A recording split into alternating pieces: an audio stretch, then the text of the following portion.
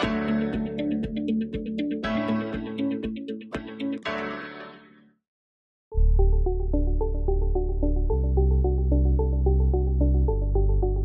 Students and welcome to this math session. आज हमारा topic है constructions and today we will explore how to construct various geometrical elements such as angles, angle bisectors and many more using tools like compass and other geometrical tools. These constructions really help us to solve problems and create better diagrams. अब आप लोग सोच रहे होंगे कि क्या इन constructions का real life में भी कोई यूज है? तो मेरा आंसर है यस। मान लीजिए आप एक आर्किटेक्ट हैं और आपको एक बिल्डिंग डिजाइन करनी है। Then precise angles and straight lines really help us to ensure building's stability and functionality. और अगर हमें पता है कि ये सारी कंस्ट्रक्शंस हमें कैसे करनी है, तो हम एक बहुत अच्छा ब्लूप्रिंट बना सकते हैं and we can also ensure a good final structure. तो देखा आपने कैसे कंस्ट्रक्शंस हमारी हेल्प कर रहे हैं रियल लाइफ में। चलिए अब बात करते हैं कि इस सेशन में हम कौन कौन से कंस्ट्रक्शन सीखने वाले हैं।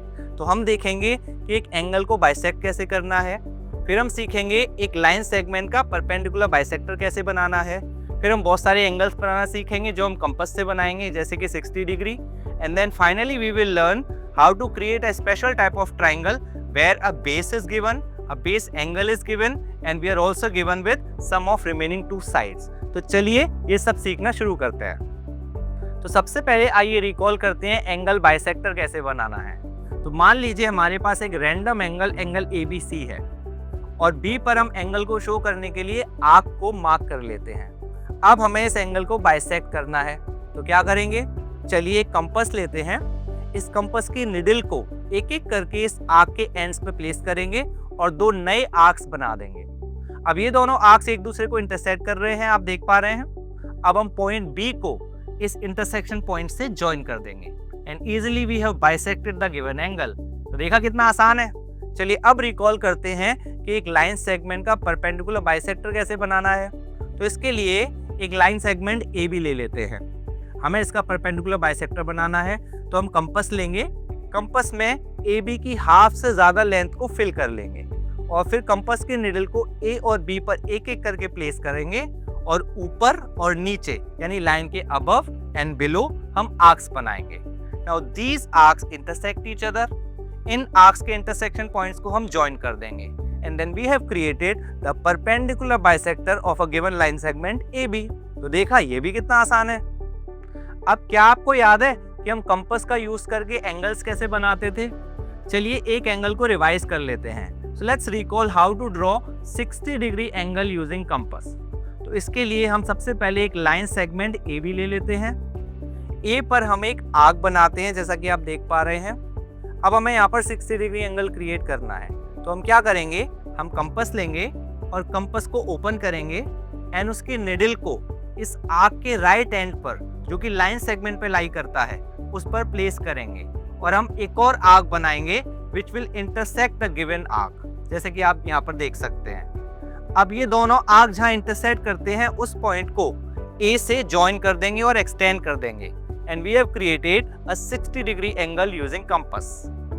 अब हम आते हैं हमारे नेक्स्ट कंस्ट्रक्शन पर, that is to create a triangle where a base is given, a base angle is given and the sum of remaining two sides is given.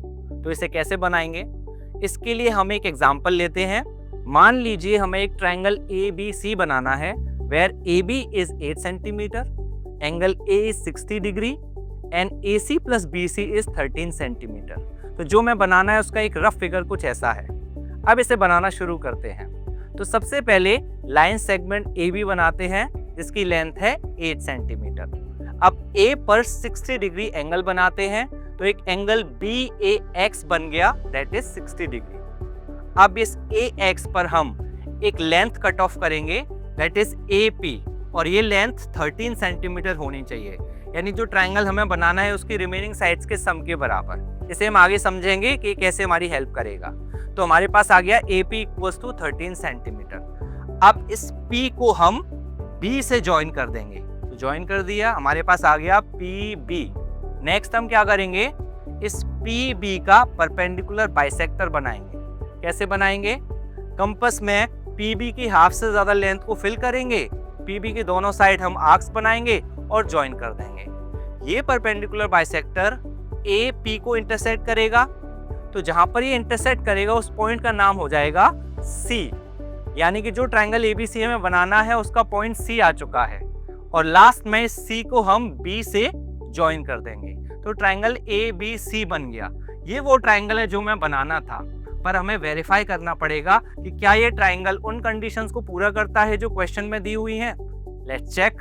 तो A B is 8 centimetre, angle A is already 60 degree, और last में हमें check करना पड़ेगा कि क्या A C plus B C 13 centimetre है।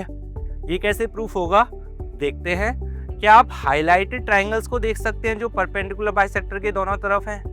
Clearly ये दोनों ट्रायंगल्स कॉन्ग्रुएंट हैं by side angle side rule, तो दो साइड्स इक्वल हो जाएंगी। कौन सी? सी पी और C B by C P C T. अब आते हैं ए पी पर। ए पी की लेंथ कितनी है?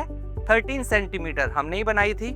इसे अगर हम ब्रेक करें तो हमारे पास आएगा A C plus C P equals to 13 centimetre. अब सी पी को हम रिप्लेस कर सकते हैं सी बी से, because we have already proved C P equals to C B.